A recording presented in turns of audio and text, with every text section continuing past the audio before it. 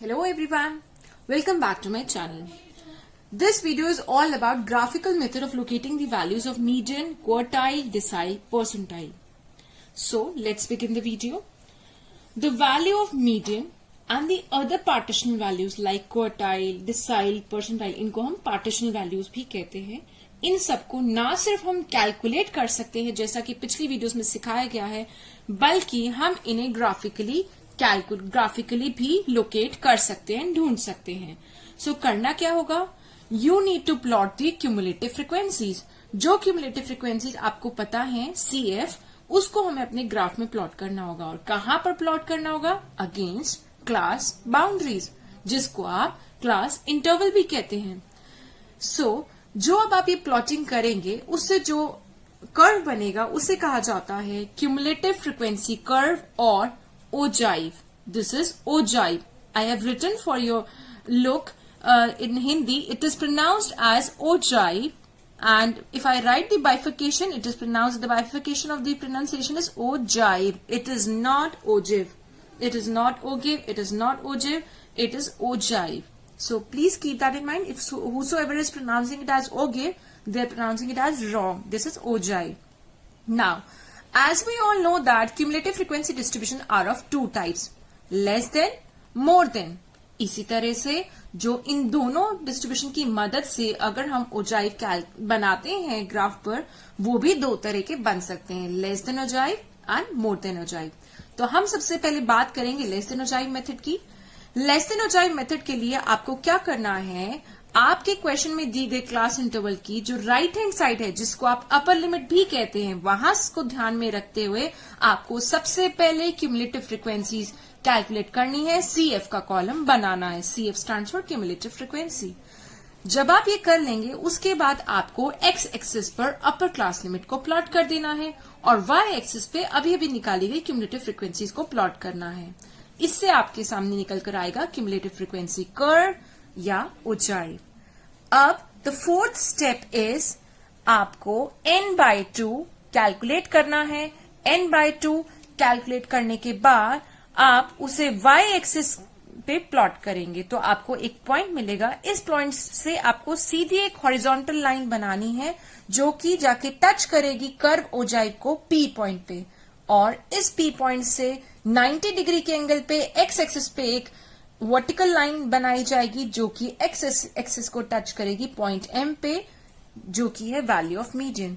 तो इससे हमने ये जाना है कि 5 स्टेप्स की मदद से आप लेस देन ओजाइव बना सकते हैं, और यही 5 स्टेप ऑलमोस्ट सिमिलर स्टेप्स मोर देन ओजाइव मेथड में भी यूज किए जा सकते हैं, और उस कर्व से भी आप ओजाइव निकाल सकते हैं. और ना सिर्फ लेस देन ओजाइव से मीडियन निकल सकता है, ना सिर्फ मोर देन ओजाइव से मीडियन निकल सकता है, बल्कि दोनों ओजाइव को यूज करते हुए एक ही ग्राफ के अंदर उनके इंटरसेक्शन पर भी मीडियन निकल सकता है. तो these are 5 steps. Now will talk about the more than ogive method. More than ogive method, again these are 5 steps. Number 1, starting from the lower limit. आपको लोअर लिमिट को फोकस करना है. लोअर लिमिट को ध्यान में रखते हुए again आपको क्यूमुलेटिव फ्रीक्वेंसीज या CF का कॉलम बनाना है. नंबर 2, आपको lower class limit x axis पे प्लॉट करनी है. पिछले वाले मेथड में हमने अपर क्लास लिमिट को प्लॉट किया था. नंबर 3, आपने अभी अभी जो CF का कॉलम बनाया है उसकी मदद से आपको एक y एक्सिस के अलोंग एक कर्व तैयार करना है जो कि आ जाएगा मोर देन ओजाइव. अब आपको n/2 की वैल्यू कैलकुलेट करनी है. It will give the value of particular item, may be nth item. उस आइटम को आपको y एक्सिस पे प्लॉट करते हुए वहां से एक हॉरिजॉन्टल लाइन ड्रॉ करनी है जो कि ओजाइव को जाके टच करेगी पॉइंट P पर, और P से सीधी रेखा नीचे 90 डिग्री के एंगल पे एक परपेंडिकुलर लाइन बनानी है जो कि x एक्सिस को टच करेगी M पर, और निकल कर आ गया आपका मीडियन. Now 2 ओजाइव्स method. आप 2 ओजाइव की मदद से भी बिना n/2 करे आप दोनों ओजाइव की इंटरसेक्शन पर भी मीडियन निकाल सकते हैं. तो उसके लिए आपको क्या करना है? Draw the ogive with less than ogive method. Number 1 step, आपको लेस देन ओजाइव मेथड से पहला ओजाइव बनाना है. सेकंड स्टेप, आपको दूसरा ओजाइव बनाना है. ये वाला ogive more than ogive method से होगा. Third step, from the point of intersection of 2 ogives draw a perpendicular line so that it meets the x-axis at some point P, this M point will be median. आपको दोनों point के intersection से एक point नीचे x axis पर एक perpendicular line बनानी है और x एक्सिस पर जहां पर वो टच करेगा वो पॉइंट होगा M, और यही है आपका point M is the value of median. Now will look how to make this graph with the help of a question. So I have taken up a question for you. The question is, in this question, not just I'll be teaching you about less than method, but also more than ogive method and also the two ogive method. So same question will teach you all the three things. So number one, आपको दिया गया है marks, number of students. So the thing that is written with the black color is basically the question that will come in the exam. आपको बोला गया draw less than and more than ogive from the following data and find the value of median using ogive. And the data says marks are 10 to 20, 20 to 30, 30 to 40, 40 to 50, 50 to 60, 60 to 70, 70 to 80, 80 to 90, 90 to 100. And their respective frequencies are given to you. अब हमें क्या करना है? अब पहला शुरू करते हैं हम less than ogive method. Less than ogive method के लिए हमें पकड़ना है अपर क्लास लिमिट, मतलब कि 20, 30, 40, 50, 60, 70, 80, 90, 100. तो मैंने पीछे वाली right hand side upper class limit को पिक किया है. तो सबसे पहले स्टेप पे लिखा जाएगा लेस देन 20. लेस देन 20 कितने बच्चों के मार्क्स हैं? 20 से कम जिन बच्चों के मार्क्स है ऐसा एक भी बच्चा नहीं है, तो आप यहां पे लिखेंगे 0. 30 से कम मार्क्स कितने बच्चों के हैं? 4. Less than 30 how many students are the marks? 4. Then 40 से नीचे कितने बच्चों के मार्क्स हैं? इन 4 स्टूडेंट्स के भी और इन 3 स्टूडेंट्स के भी, मतलब कि 4 + 3 7. सो लेस देन 40 7 स्टूडेंट्स के मार्क्स है. 50 मार्क्स से कम कितने बच्चों के मार्क्स है? 8 + 3 + 4 इट इज 15. सो 50 स्टूडेंट से मार्क्स कितने बच्चों के हैं? किससे कम मार्क्स? 15 स्टूडेंट्स के. लेस देन 60 तो आपको करना है 15 + 8 23. देन लेस देन 70 आपको करना है 23 + 12 35. देन आपको करना है लेस देन 80 35 + 9 44. आपको लेस देन 90 निकालने के लिए 44 + 4 48. एंड आपको लेस देन 100 निकालने के लिए 50. तो ये तो 50 स्टूडेंट्स का ही डेटा था. तो 100 से कम मार्क्स कितने बच्चों के? पूरी क्लास के 50 स्टूडेंट्स के. अब इसी तरह हम मोर देन का डेटा बना लेंगे.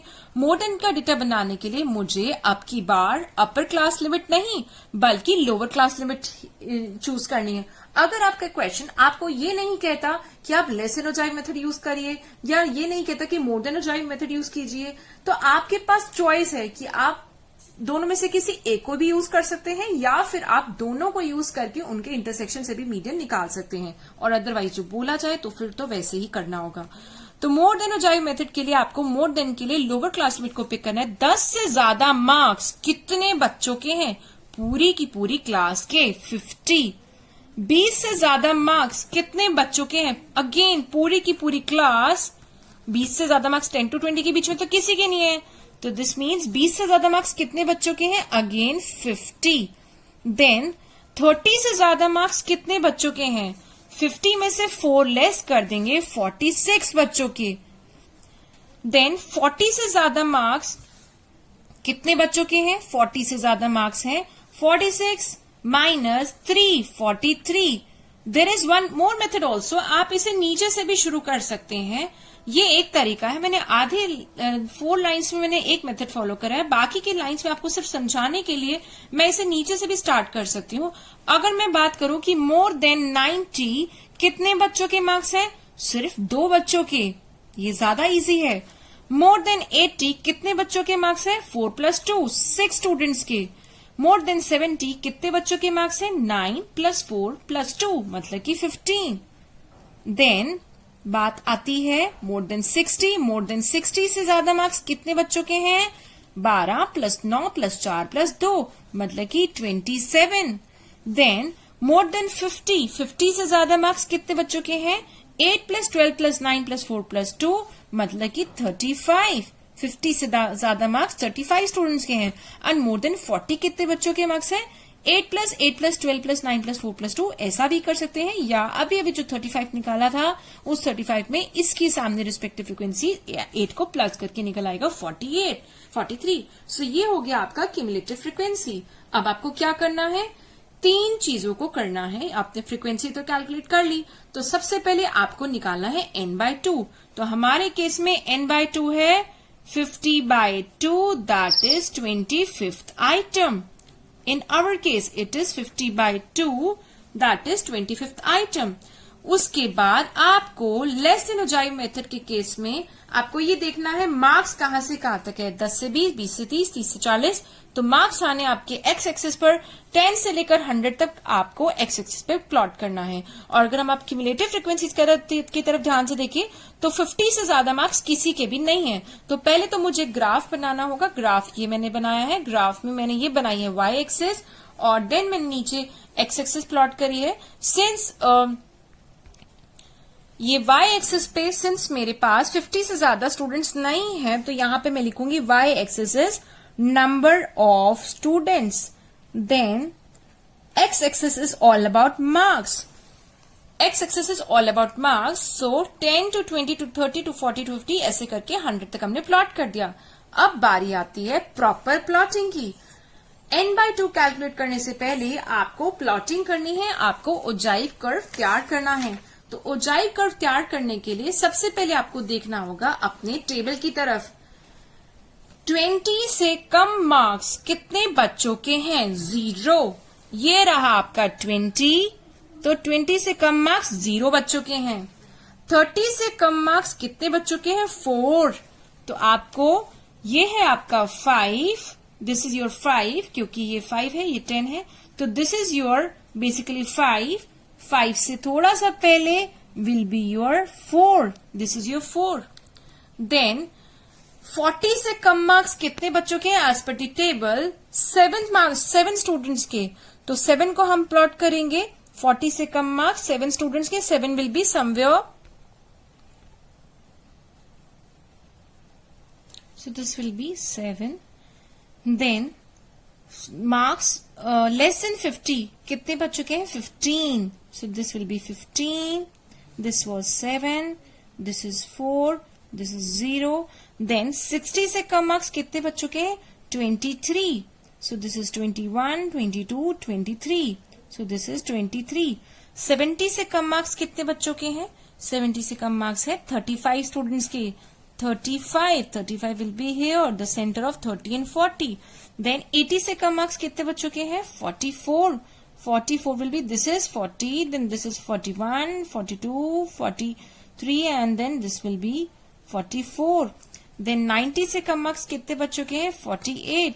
Since this is 45, then 46, 47, and this will be 48. And 100 से कम मार्क्स कितने बच्चों के, पूरी की पूरी क्लास के। तो ये हमें मिल जाएगा less than ogive curve. So we will simply join it. So let's join it. So I've joined it with the help of a pencil. So let me write the number here as well. This is 35, this is 44, this is 48, and this is 50. And which curve is this? This is less than ogive curve. So what step I told you? You need to calculate n/2, that is 50/2 equal to 25th item. What I'll do, I'll locate this 25th item on the y-axis. So this is your y-axis and here is the 25. Now you will draw a horizontal line that will touch the ogive curve somewhat here. Let's draw it carefully with the help of a scale.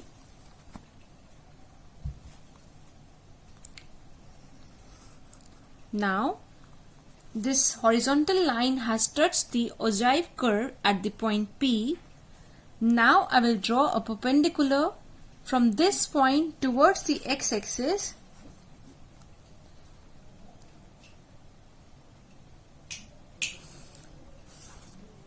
The point where it has touched the x-axis will be termed as point M, and this will give you the value of median, which is approximately, I have found it to be 62 point something, because this is 61, this is 62, but it is less than 63.